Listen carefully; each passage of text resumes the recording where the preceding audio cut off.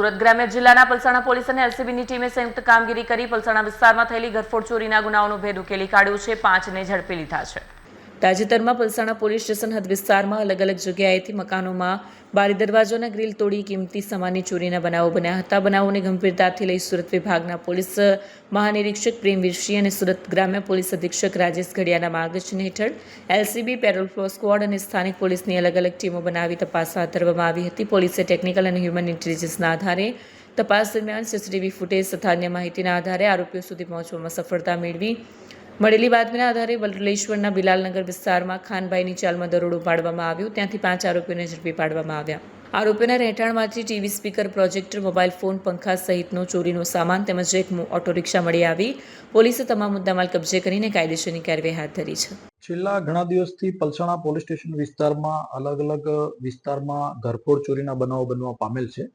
એ બાબતે સુરત ગ્રામ્ય પોલીસ અધિક્ષક સાહેબ તથા સુરત રેન્જ આઈજીપી સાહેબની કડક સૂચના અને માર્ગદર્શન હેઠળ સુરત ગ્રામ્ય પોલીસની ટીમો બનાવવામાં આવી હતી, જેની અંદર પલસાણા પોલીસ તથા એલસીબી, પેલો ફલો અને એસઓજી આ તમામ માણસોની અલગ અલગ ટીમો બનાવી અલગ અલગ દિશામાં વર્કઆઉટ શરૂ કરવામાં આવ્યું હતું।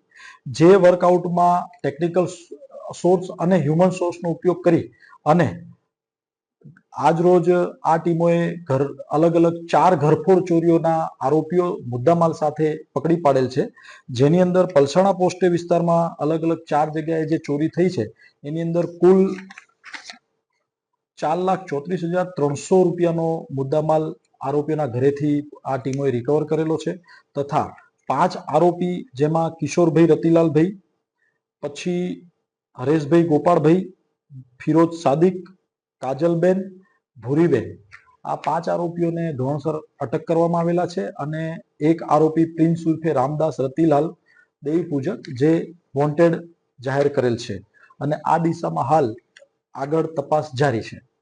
सर ये लोग पहले भी कहीं पे ऐसा चोरी का अंजाम दिया है या पहले बार ऐसा?